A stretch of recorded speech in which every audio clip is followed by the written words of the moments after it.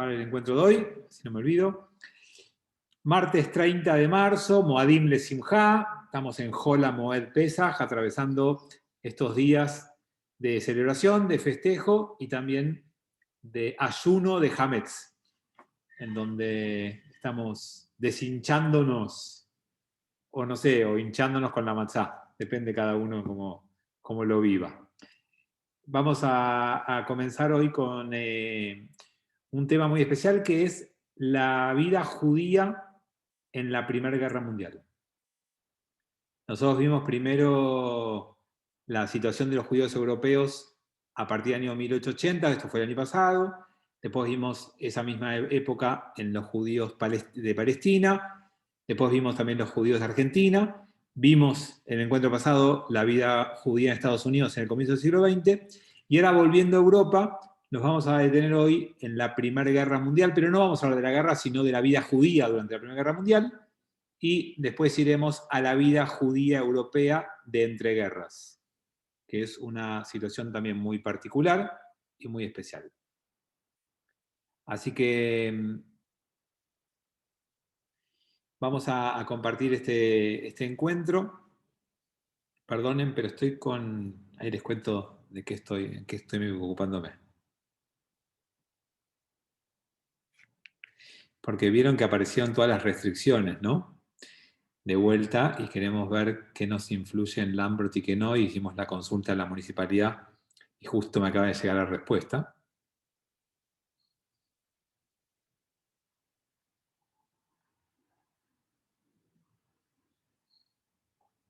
No, por ahora nada en el ámbito ni religioso ni educativo, así que por ahora nosotros no tenemos ninguna de esas restricciones. Por ahora, acaban de tener la primicia porque acaba de llegar la respuesta oficial, así que por ahora estamos bien. Bueno, empecemos. La Primera Guerra Mundial fue el conflicto internacional más espantoso y salvaje de la historia de la humanidad hasta la Primera Guerra Mundial. Lo que pasa es que nosotros tenemos como el impacto de la Shoah y de la Segunda Guerra Mundial tan arraigado, es parte de nuestra cultura, que nos parece que la Primera Guerra Mundial no fue tan relevante o tan importante. Pero tenemos que saber que la gente lo vivió en el momento como la peor atrocidad que hizo el ser humano. Claro, después se perfeccionó, pero en ese momento no lo sabían. Entonces, lo primero para decir de la Primera Guerra Mundial es eso, que fue el acontecimiento más salvaje. Lo segundo es que tuvo un tremendo impacto en la vida judía. ¿Por qué? Primero, porque había una alta concentración de judíos en las áreas principales de la Primera Guerra Mundial. Y de eso un poquito vamos a hablar hoy. Había muchos judíos en los países fuertemente protagonistas de esta Primera Guerra Mundial. Especialmente en Europa Central y Europa Oriental. Y junto con esto hubo muchos judíos, hoy les daré el número exacto, que lucharon y pelearon en la Primera Guerra Mundial. Y obviamente, como se puede deducir de eso, hubo muchos judíos que murieron peleando y luchando en la Primera Guerra Mundial. Entonces, por haber vivido en países altamente expuestos, por haberse alistado sin precedentes en los ejércitos de los países beligerantes y por haber sido protagonistas de todo esto, y además, por una razón más, hubo algunos judíos muy influyentes en las políticas de las principales potencias, que algo de eso también vamos a terminar hablando en algún momento. Entonces, eso generó que después de la Primera Guerra Mundial se profundizaran las tensiones antisemitas contra los judíos, por su alto nivel de participación en esta guerra básicamente europea. Entonces, con esa pequeña introducción, vamos a ir al frente oriental, y dentro del frente oriental, el primer lugar para pensar y para ver es Rusia, que estaba de uno de los bandos que lucha también contra Alemania y el Imperio Austrohúngaro o Austria, y ahí tenemos un enfrentamiento que tiene en el medio 4 millones de judíos.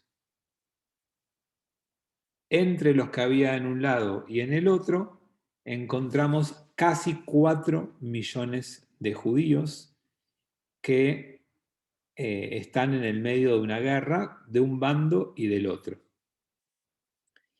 Entonces, no sé si saben, pero lo primero que pasó es que Rusia ataca e invade ciertas tierras austríacas. Galicia es una de las zonas elegidas para invadir o para ocupar, y todo eso mueve a Alemania a meterse en la guerra y a pelear contra Rusia, y todo eso hace que en esa guerra Alemania conquista parte de Polonia. Todo eso tiene millones de judíos involucrados en el medio. Y no solo con poblaciones judías en territorios que participan en guerra, sino que en tierras que cambian de bando y que son anexadas por uno u otro imperio, que no me quiero detener en el detalle de cada uno de los lugares porque sería imposible de abarcar, pero quiero que entiendan cómo vivió esta comunidad judía europea esta primera parte de la Primera Guerra Mundial, con anexiones y con conflictos en los lugares que les acabo de nombrar. Podemos sumar también a Lituania, Bielorrusia, Vilna, digamos, un montón de lugares que estaban muy, muy habitados por judíos y tenían dentro, digamos, en su propia vida, la Primera Guerra Mundial. Lo primero importante para decirles de esto es que en Rusia, que estaba librando esta batalla, empieza a aparecer un fuerte sentimiento de que los judíos colaboraban con el enemigo. Y entonces, estamos hablando todavía de la rusa zarista, ¿sí? Todavía es la rusa zarista, todavía no se produjo la revolución del 17.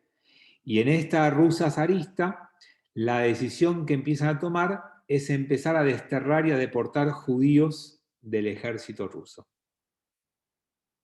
¿Saben cuántos judíos fueron deportados? ¿Fueron desterrados del ejército y del frente? 600.000 judíos. Un número súper elevado, pero más allá del número y de lo que pasó, quiero que empiecen a ver lo que le pasa al judío. El imperio ruso zarista ve al judío como un traidor. Acuérdense esto, porque después vamos a ver cómo ve Stalin del lado de enfrente de los zares a los mismos judíos, unos años después. Entonces, uno se empieza ahí a hacer una composición de panorama, porque uno podría pensar, quizás los judíos realmente conspiraron contra los zares. Pero si los judíos realmente conspiraron contra los zares y después se produce un cambio de gobierno para un signo opuesto y también ahí conspiran contra el nuevo gobierno, ya hay algo que empieza a llamar la atención o a no cerrar del todo. Por eso es que por ahora empecemos a verlo parte por parte, pero vamos a ver que de cualquiera de los bandos había sospechas de que los judíos estaban conspirando en contra. Entonces esto es una situación traumática y catastrófica desde lo económico para estos judíos que tuvieron que abandonar sus lugares en medio de una guerra sin tener mucha perspectiva a dónde ir. Y por supuesto, los que lograron quedarse después de la guerra también fueron sospechados y tratados como traicioneros, como delatores o como vendepatrias, ¿no? Por eso es que empiezan a organizarse en el mundo occidental judío las organizaciones de bienestar judíos con alcance global para que con dinero judío se pueda socorrer a estas víctimas judías. Así como había empezado a verse fondos mundiales para ayudar a los judíos a irse de Rusia, ¿se acuerdan? En 1881, 82, 83, que fondos judíos del mundo ayudaron a trasladarse a Palestina, Rothschild, a Argentina, Hirsch, a Estados Unidos y Canadá, así como hubo fondos judíos importantes en el fin del siglo XIX, en el comienzo del siglo XX tienen que organizarse situaciones parecidas para rescatar a estos judíos rusos especialmente.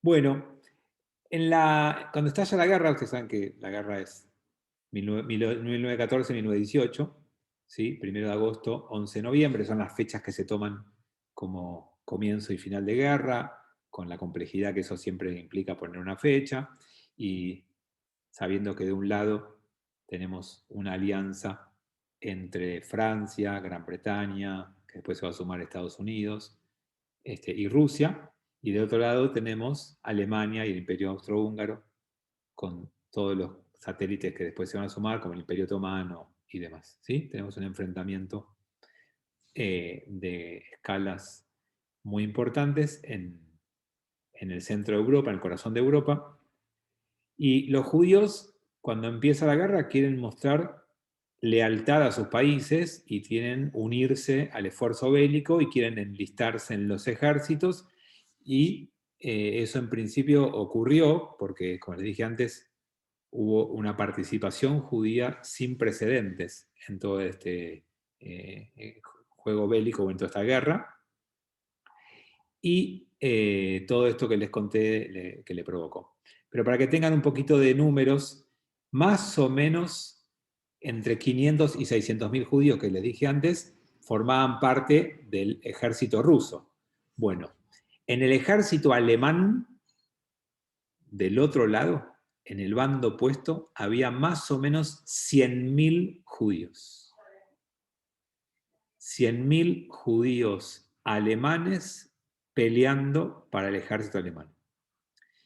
Y si bien parecería mucho menos al lado de los judíos rusos, la proporción en cuanto al... Perdón. La proporción en cuanto a la población judío-alemana es muy alta.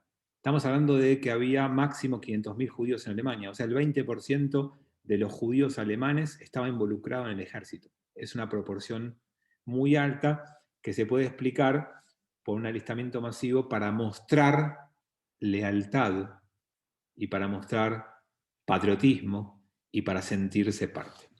Tengo un par de chats y quería preguntarles si alguno de ustedes tiene padres o abuelos que hayan participado activamente en el ejército alemán. Sí, ahí no sé si es la mano de Enrique o de Karen, uno de los dos levantó la mano, es Enrique, ¿no? Enrique tiene esa experiencia. ¿Tenés algo para contar? Claudio también. Abuelo. Debo tener guardada por ahí una medalla de bronce, una cruz de bronce que habrá recibido en la Primera Guerra Mundial mi abuelo. ¿Que peleó por Alemania? ¿Quién más contó? ¿Hay alguien más que quiere contar algo? Primero quería decirte que no fue voluntario. La gente la llevaron de prepo del primer día hasta el último. Mi abuelo materno tenía 40 años de edad y entró del primero al último día de la guerra. Mi otro abuelo no entró porque era ingeniero y estaba a cargo de una fábrica, pero no era voluntario. No, en ningún lugar. El ejército... No, por eso, no lo mencionaste de esa forma. Roberto Phillips quería decir algo también, contar algo de la... Sí, también. Mi abuelo materno también fue a la guerra 4 años. Mi madre siempre contaba que 4 años estuvo en el frente sin volver a la casa y obtuvo la Cruz de Hierro por estar ahí y salvó la vida por milagro con una granada que había caído justo donde él estaba y milagrosamente se salvó, pero finalmente pudo volver a la casa. Wow. ¿Tomás también quiere contar algo? Y después disculpe Enrique, pero en el caso de mi abuelo estaba muy orgulloso, exhibía sus medallas, sus fotos, y estoy seguro que él se alistó, no que lo fueron a buscar. Para él era un orgullo. Y ese era uno de los problemas después, que en la Segunda Guerra él no se quería ir. ¿Cómo yo que peleé para el Kaiser? ¿Cómo a mí no me van a hacer nada? Ese fue justamente lo que pasó con muchísima gente. Bueno, Él era un personaje en su ciudad, era uno de los más importantes, y entonces él pensaba que era intocable. por eso yo quería, digamos, hice alusión al 20%, porque por supuesto que hay camadas y gente que es alistada al ejército en forma obligatoria, pero la proporcionalidad judía muestra que hubo un interés masivo en formar parte de esto, porque si no, no hubieran llegado a ese porcentaje de la población. Más allá de que, por supuesto, después cada uno tiene su historia personal y familiar, que puede ser muy, muy especial. Armando había levantado la mano y después a Genia le dejamos. Quería recomendar un libro que describe toda esa época de Bashevis Singer, que se llama Familia Mosca. Son 2 tomos gruesos y toda esta parte, desde el principio hasta muy avanzada, hasta prácticamente ahora, describe cómo vivieron los soldados, los judíos, y cómo fue eso que vos decís, que lucharon contra Alemania y lucharon contra Rusia, y qué mal los trataron. Y también ¿cómo se llama ese libro de ahora? Para saber cómo vivían los judíos en esa época, es El Tribunal de mi Padre, de Bashevis Singer también. Coincido con la recomendación de los libros, el de La Familia Mosca, si alguien lo necesita o lo quiere, lo puedo prestar, y el otro también lo tengo, pero otro es más conocido y más fácil de conseguir, pero son lindos libros que describen. Gracias, Genia. Armando, ¿querías decir algo? ¿Te querías sumar? Sí, mi bisabuelo era oficial del ejército austríaco. Mientras él estaba en el frente, los rusos asesinaron a mi bisabuela en su casa, que vivían en Galicia. Bueno, Hola. Sí, te escuchó perfecto, Sí. Armando. Esta es parte de lo interesante que ya tiene nuestro estudio de historia, y es que ya empieza a tocar nuestras historias familiares y empieza a ser mucho más cercano. Me parece que Agustín levantó la mano, ¿puede ser? Sí, yo. Andrés. Yo, Andrés. Dale. Mi tío abuelo era estudiante universitario, después alistado en el ejército y después pasó a la aviación como voluntario. Y era oficial aviador en la nueva aviación que había en esta época, o sea, era una cosa totalmente nueva durante la Primera Guerra Mundial. Sí, bueno, es fantástico tener así tanto testimonio viviente, ¿no? de esa época. Agustín, ¿habías levantado la mano o me pareció a mí? No, hola a todos, buenas noches. Estoy acá con el nene en paralelo con la clase, así que se me activó, pero bueno, es mi primera clase, así que buenas noches para todos. Bienvenido, listo, ok.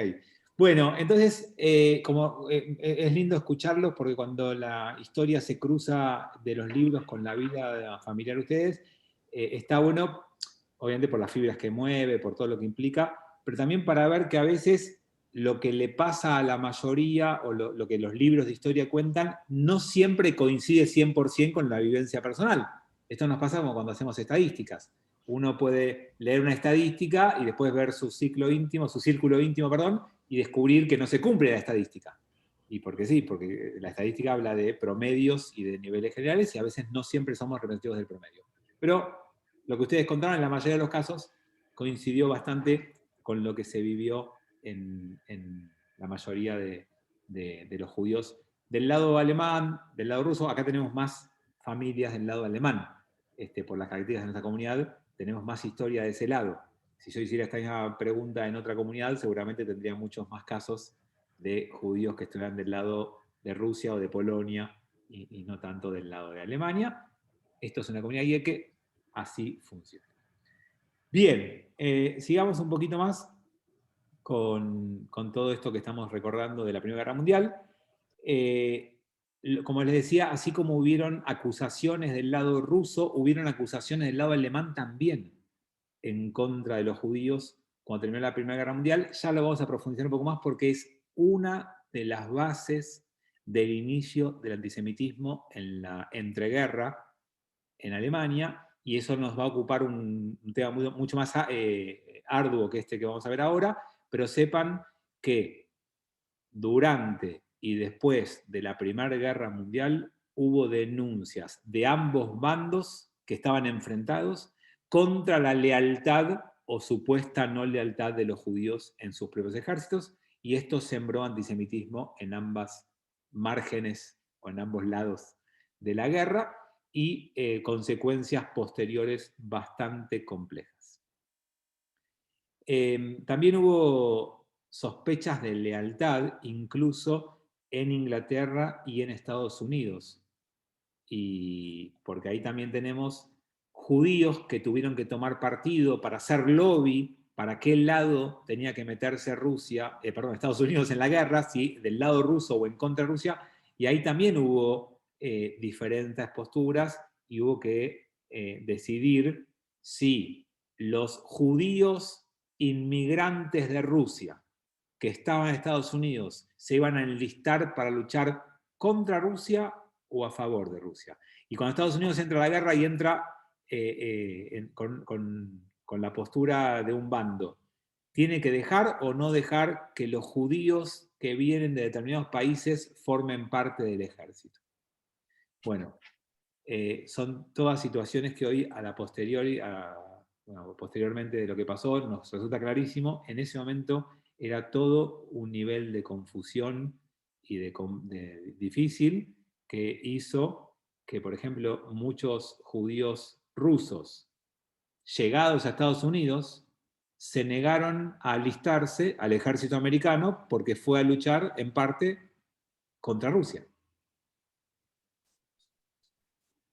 Aunque después Rusia se retira y cambia la guerra y es otra situación, es muy complejo lo que terminó pasando. Obviamente, después Estados Unidos termina peleando del lado en el que luchaba Rusia contra Alemania, el Imperio Austrohúngaro y el Imperio Otomano, ¿no? Y entonces ahí ya la cosa queda un poquito más clara.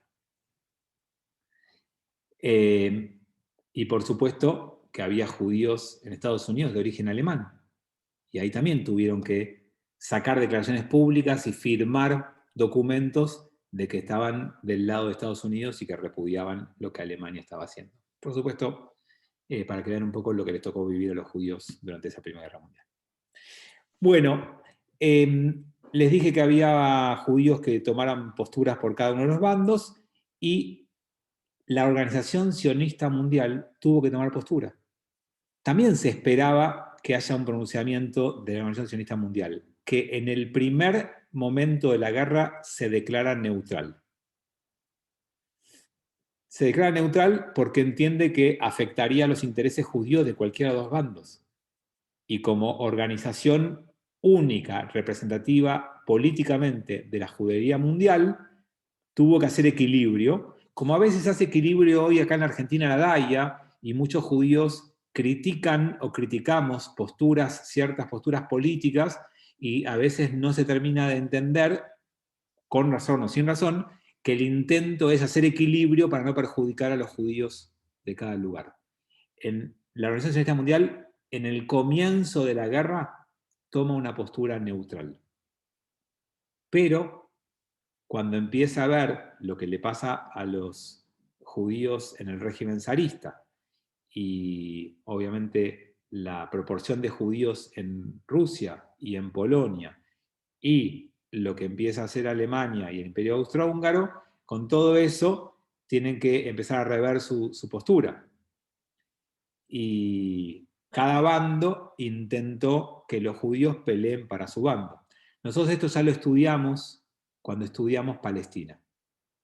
Y ahí vimos cómo finalmente gana la postura que apoya a Inglaterra y no a Alemania. Y finalmente se juegan la Organización Sionista Mundial y el ISHUV por Inglaterra. Y cuando se juega por Inglaterra, trabaja activamente para que el bando inglés derrote a Alemania en Palestina y en Egipto, en el Cairo. Y ese apoyo judío por el bando inglés, después de una interna feroz y judía complicada, le permitió obtener el primer logro político internacional que estudiamos el año pasado, que se llama la Declaración Balfour, que me imagino que todos ustedes la recuerdan, la podrían citar de memoria y explicar todas las implicancias que tuvo políticamente, pero no, me voy a quedar con la duda. Prefiero no preguntar. Pero sí, me imagino que la Declaración Balfour la conocen porque es bastante conocida. En 1917, la voluntad del gobierno de Su Majestad de crear un hogar nacional judío en la tierra de Palestina. Esa es la herramienta o la conclusión, el resultado político más fuerte conseguido por el lado judío palestino, por el Iyub, al jugarse por el bando de Inglaterra en contra de los alemanes. Bien, por supuesto que también había judíos en Alemania que tuvieron que hacer un poco de lobby y negociaciones con el Ministerio de Relaciones Exteriores alemán para ver si podían lograr alguna cooperación. Y hay un judío muy conocido que trabajó e hizo lobby por el bando alemán en la Primera Guerra Mundial. Se llamó Hermann Cohen. No sé si alguno conoce o escuchó hablar de Hermann Cohen, pero Hermann Cohen fue uno de los filósofos judíos más importantes del comienzo del siglo XX. Hermann Cohen fue un judío que a nivel filosofía se destacó muchísimo. Entra en la línea que después continúa Franz Rosenzweig, que después va a continuar Martin Buber. Son filósofos judíos de primer nivel del comienzo y mediados del siglo XX. El continuador de Hermann Cohen fue Franz Rosenzweig, que me imagino que tal vez lo conozcan porque es también un poquito más conocido, y después de Franz Rosenzweig, el que continúa su trabajo fue Martin Buber, que es el dueño del colegio, capaz que lo conocen.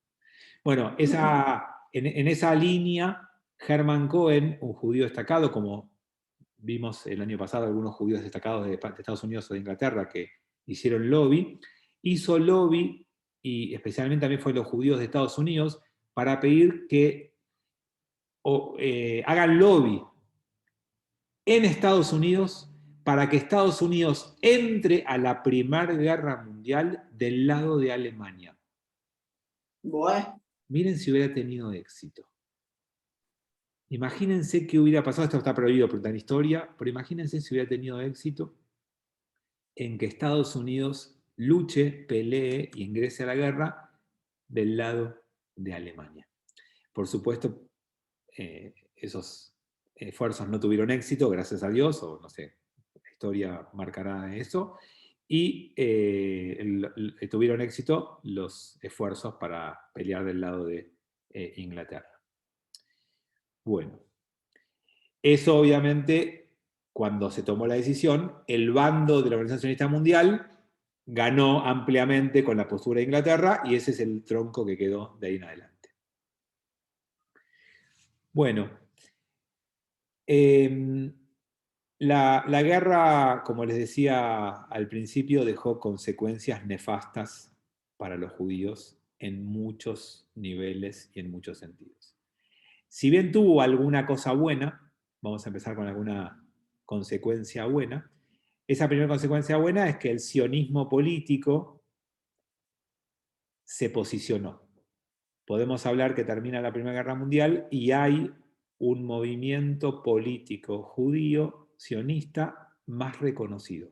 Ese que había iniciado Herzl en 1897 y que peleaba por tener un lugar en el concierto de naciones y tener una voz, a partir de la Primera Guerra Mundial y su alianza con los ingleses y la Declaración Balfour, podemos decir que termina la Primera Guerra Mundial y hay un liderazgo político judío mundial, que es un logro, porque el liderazgo político judío mundial, ¿a quién representaba? Todos eran líderes que tenían un territorio, una población, un ejército, una moneda, un himno, y el sionismo carecía de alguna de todas esas condiciones. Y así todo, el final de la Guerra Mundial lo posiciona como una voz política del pueblo judío. En Alemania, como les dije antes, que es derrotada y humillada, necesita desesperadamente encontrar culpables. ¿Cómo fue que esta Alemania, que tenía la pretensión de dominar el mundo, de conquistar Europa y de creerse capacitada para lograrlo, de repente pierde esa Primera Guerra Mundial? Y una de las tantas explicaciones de esa humillación es que fue apuñalada por la espalda. Fue traicionada en gran parte por los judíos traidores que se aprovecharon de Alemania. Fue el chivo expiatorio más fuerte de esa conclusión de esa Primera Guerra Mundial. También muchos judíos fueron acusados como chivo expiatorio de la revolución bolchevique que tuvo lugar en octubre de 1917 en Rusia.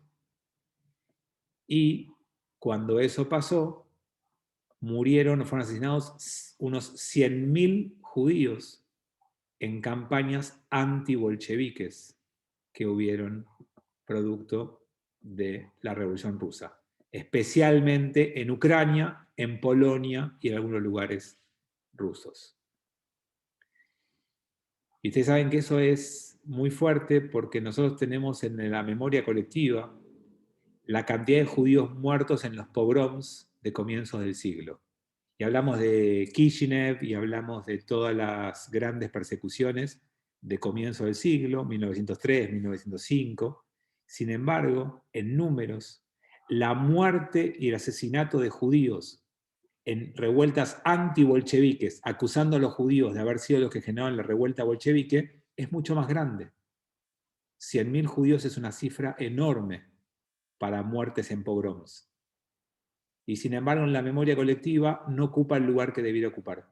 Yo estoy seguro que todos ustedes escucharon hablar de los pogroms clásicos de Polonia y Rusia, y no creo que muchos se han sabido de estos ataques a judíos de movimientos anti-bolcheviques, acusándolos de haber sido los productores de la Revolución Rusa. Entonces, en Alemania se nos acusó de ser los que traicionamos a Alemania. Y en Rusia se nos acusó de ser los que generamos la revolución bolchevique. Y los anti-bolcheviques atacaron judíos y mataron judíos. Y como les dije hace un rato, después Stalin va a decir que los judíos del régimen eran traidores y también va a perseguir y a matar judíos. Entonces, conclusiones de la Primera Guerra Mundial. Primero, trastornos demográficos judíos. El judío en la Primera Guerra Mundial en gran porcentaje vio desterrado su vida de donde estaba viviendo. Piensen ustedes, si no tienen abuelos o bisabuelos, que tuvieron que cambiarse de lugar después de la Primera Guerra Mundial. Hay una migración judía muy fuertemente intraeuropea. Acuérdense que después Estados Unidos está a punto de poner las cupos y no hay muchas posibilidades de salir. Hay un porcentaje que va hacia Palestina, pero está devastada. La Primera Guerra Mundial devasta al territorio de Palestina, lo deja empobrecido, lo deja con enfermedades, lo deja con una situación muy compleja. De hecho, el número, después le voy a decir, va a bajar en Palestina de judíos, pero hay mucho movimiento judío demográfico interno en Europa como consecuencia de esta Primera Guerra Mundial. Muchos refugiados, ¿no? Bueno, ¿cuántos judíos lucharon en esta Primera Guerra Mundial? Si bien, como les dije, hay números importantes en Rusia y en Alemania, se calcula que el número de soldados es de 1,5 millones. 1,5 millones de soldados judíos luchando para alguno de los bandos en la Primera Guerra Mundial. Más o menos, como les dije antes, hay 500, 600.000 en el ejército ruso. Por otro lado, en Estados Unidos, más o menos se alistan 250.000 judíos.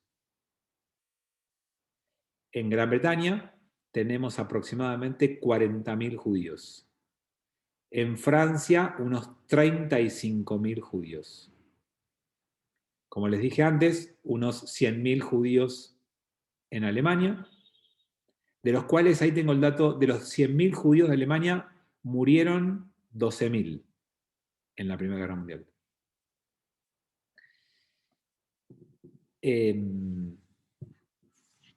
Y tengo el dato de, si les interesa, el Imperio Austrohúngaro, que también hay muchos judíos de nuestra comunidad que vienen de allí. El Imperio Austrohúngaro tiene 275.000 judíos. Bueno, la Primera Guerra Mundial fue un punto de inflexión en la historia de la humanidad en general y en la historia judía en particular.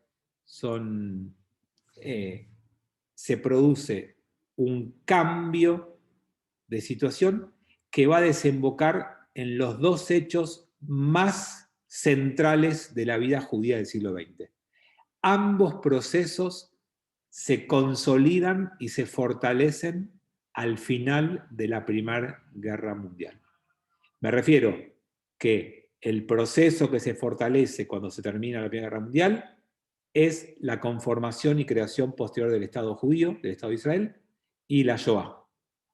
Ambos procesos, que son los más importantes que le pasaron al pueblo judío del siglo XX, tienen su inicio en el final de la Primera Guerra Mundial. Y ahora voy a explicarles un poquito a qué me estoy refiriendo. Esperen que tengo 3 chats que quiero ver qué dicen. Aníbal dice, antes de la guerra en Francia pasó lo mismo. Hubiera ganado Alemania, porque en Alemania nos acusan de traidores con tanta participación de soldados en la guerra. Son dos personas distintas. Gustavo Rubel dice, ¿por qué en Alemania? Gustavo, en principio, como decía antes, una de las hipótesis habla de que Alemania tenía que encontrar un chivo expiatorio, tenía que encontrar una causa, una razón, y tenía que aliar y juntar a la gente desunida después de la guerra, y un enemigo interno, externo, fácil de identificar, y con historia previa de odio, era la mejor víctima posible, y además era alguien que no tenía demasiado poder para defenderse. Hay un montón de causas, es un fenómeno difícil de explicar el antisemitismo, y mucho menos en pocas palabras. Y Aníbal, no entendí lo que vos quisiste poner de Francia. Lo que quería decir es que Estados Unidos... ¿Qué? Lo de Francia, Dreyfus, sí, que tenía que ver con la ideología antisemita que se impartía en los colegios militares franceses, que era la misma que se impartía en los colegios militares europeos. Y respecto al tema de Alemania ganando la guerra, yo me refiero a que Estados Unidos, al ingresar a la guerra, desestabilizó un conflicto que estuvo 3 años estancado. Entró prácticamente 1 año y pico antes de que termine la guerra. Y el lado que iba a agarrar Estados Unidos, que estaba decidido ya de antes que iba a ser el lado de los aliados, fue el que terminó ganando. O sea que si hubiese sido al revés, es súper contrafáctico lo que digo, pero Alemania ganaba la guerra y Hitler no hubiese tenido forma de ganar el poder porque no se hubiesen tenido que bancar el Tratado de Versalles. No te olvides que Rusia abandonó la guerra faltando 6 meses, que Alemania le facilitó a Lenin la llegada para echar a los mencheviques para que puedan tomar el poder a cambio de hacer un armisticio previo. O sea, es muy, muy complicado, muy enroscado lo que pasó ahí. Claro, lo que pasa es que Alemania tenía, durante todo el siglo XX, pretensión de potencia. Dicho rápidamente, Europa tuvo el siglo de oro español, tuvo el siglo de oro portugués, el siglo de oro holandés, tuvo el momento de gloria de Inglaterra, tuvo el momento de gloria de Francia, y Alemania no lo había tenido. Y entonces Alemania tenía esa necesidad de ocupar la primer plana de Europa. Esto obviamente es una simplificación y es mucho más complejo. Esas ansias de poder no se hubieran remitido simplemente a no ser derrotado en la Primera Guerra Mundial. Lo que buscaba era dominar toda Europa. No es que sin la humillación del Tratado de Versalles se hubieran quedado en Alemania y hubieran sido felices. De hecho, después de haber perdido la Gran Guerra, las 2 guerras, hoy dominan Europa. Sí, sí, por eso, ese fue el deseo siempre. En historia está prohibido especular qué hubiera pasado, sí, así que estamos haciendo algo que está mal académicamente hablando, pero nos permitimos estas licencias porque nuestro es un espacio de estudio informal, comunitario, y a veces simplemente... O sea, lo que no pudieron hacer con el ejército durante 2 guerras y de la entreguerra y toda la historia, lo hicieron con el Banco Central Europeo en los últimos 40, 50 años. Bueno, quiero decirles por qué esto que les decía de estos 2 puntos centrales de la vida judía del siglo XX que tuvieron lugar en la Primera Guerra Mundial. El antisemitismo en la Europa central y occidental estaba bajando y disminuyendo. Acuérdense que en el final de la historia que estuvimos estudiando hasta ahora, el antisemitismo se había mudado a Europa Oriental, especialmente a Rusia. Pero el antisemitismo que había habido en los siglos previos en Europa, Europa Occidental y Central, estaba disminuyendo. Y el final de la Primera Guerra Mundial pone de vuelta el tema del antisemitismo en primer plano. Y entonces alguna de las hipótesis dice que una de las consecuencias de la Primera Guerra Mundial es el resurgimiento fuerte del antisemitismo. Y lo segundo es que el movimiento político judío tenía poca fuerza a nivel mundial y cuando termina la Primera Guerra Mundial ocupa una primer plana en la historia del comienzo del siglo XX o de la segunda década. Entonces, ambos fenómenos centrales en la vida judía marcan un punto de inflexión con la Primera Guerra Mundial. Algunos dicen que el sionismo político encontró en 1914 una muralla que no tenía manera de derribar y que la pudo derribar solamente con la declaración Balfour de final de la Primera Guerra Mundial. Nunca sabemos, obviamente, si esto es así o no, son hipótesis de historiadores que plantean ciertas cosas respecto a lo que pasó. No obstante eso, por supuesto, el periodo de la guerra fue desastroso para los judíos del Yishuv, la comunidad judía de Palestina. La pasó muy mal, fue muy dañada y muy afectada por la Primera Guerra Mundial en muchos sentidos, ¿sí? Así como fue muy desastrosa para los judíos de Europa, especialmente de Europa del Este. Más o menos, como les dije antes, hubieron cientos de miles de judíos muertos, desterrados, desplazados, desarraigados, con consecuencias nefastas de esta Primera Guerra Mundial. Bueno, algo les había contado yo de todo esto respecto a los ataques rusos y demás. Así que quiero concentrarme un segundo en esta situación, ¿no? Los rusos iniciaron ataques en la Primera Guerra Mundial y esos ataques rusos iban encontrando poblaciones judías en el camino, como hablábamos antes. Y eso hacía que esas poblaciones judías tuvieran que abandonar, desterrar o ser matadas por esos ejércitos rusos que no confiaban en ellos, y por eso hubo tantas deportaciones, tantas migraciones y tantas situaciones brutas o agresivas que sufrieron los judíos. Pero lo peor de todo es que cuando termina la Primera Guerra Mundial, cuando el 11 de noviembre se llega a una especie de armisticio que después va a tener los tratados que van a establecer las condiciones del alto el fuego, la situación de los judíos no cambió, porque la situación de los judíos en Rusia, con la revolución bolchevique y con la contrarrevolución y con todo el desorden que hubo, siguió muy compleja. Y entonces, así como las potencias se fueron retirando de la guerra con Rusia, cuando Rusia se retira de la guerra, esa situación llevó a los judíos que mueran en pogroms en Rusia, también de a decenas de miles de judíos. Entre 1919 y 1921, los judíos rusos la pasaron muy mal. Decenas de miles de asesinatos. ¿Por qué puede haber pasado esto? Resulta que la revolución bolchevique tuvo varios judíos súper involucrados. El problema, o el problema no sé, la característica es que muchos de esos judíos no eran judíos religiosos, ni observantes, ni practicantes. Eran simplemente personas de origen judío. Y participaron en esa revolución bolchevique no por su judaísmo, sino por sus convicciones comunistas. Y esa convicción comunista que se dio en judíos de nombre, de apellido, en Rusia, se extendió a otros lugares más. Por ejemplo, la líder de la revolución en Hungría era una judía, Bela Kun, pero simplemente de apellido judío.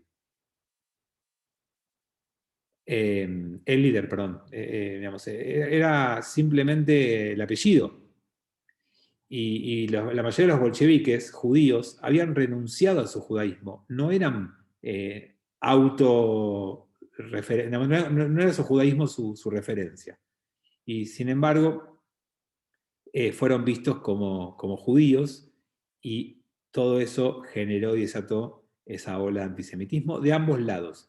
El lado bolchevique, en el fondo, desconfiaba de que los judíos fueran realmente leales. En el lado y bando anti-bolchevique, los anticomunistas, también veían a los judíos como los que manejaban esa revolución.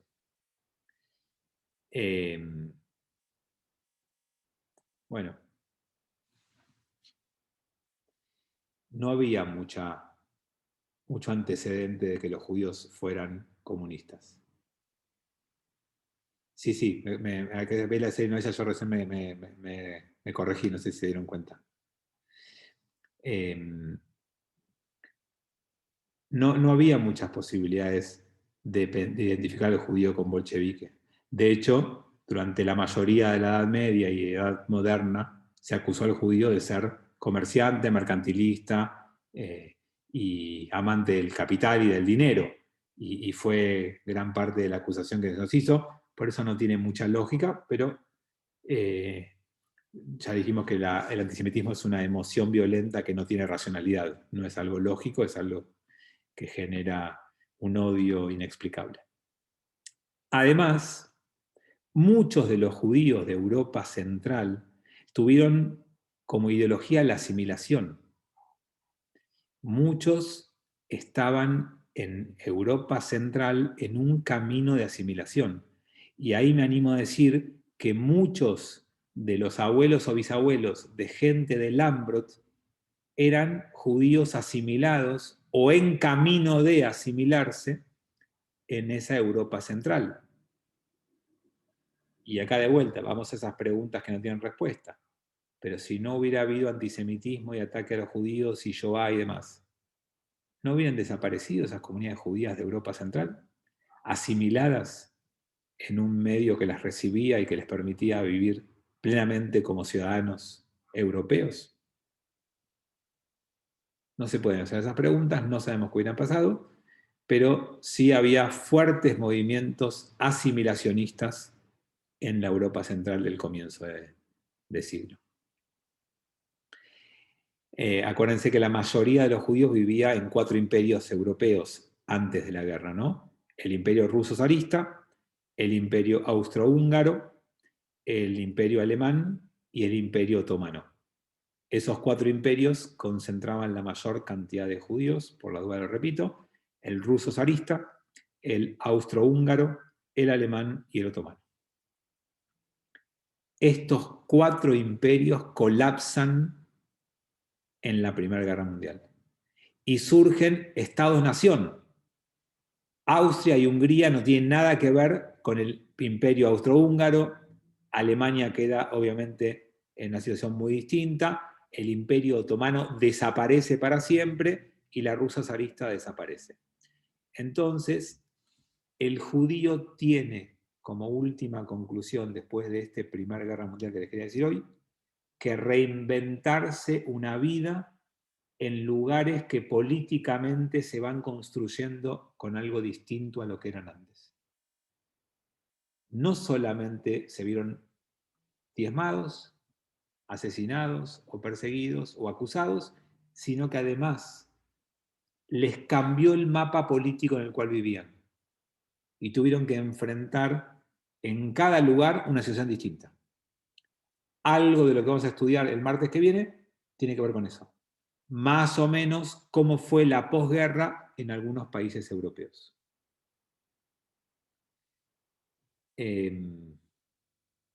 Bueno, simplemente un último detalle.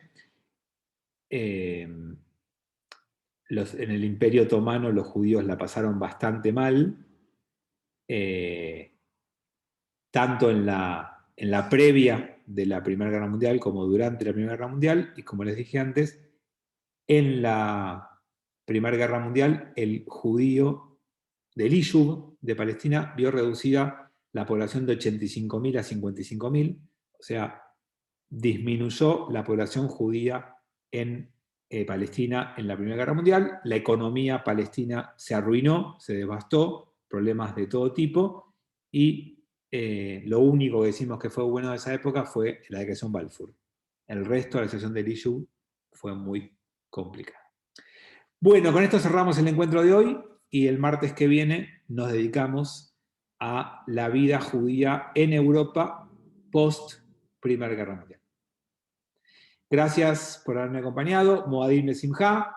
Los espero en Shabbat, en el Kabbalat Shabbat a todos, o el sábado a la mañana también. Un gusto, un placer. Chau.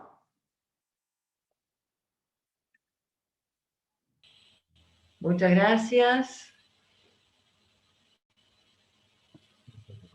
Así la vi.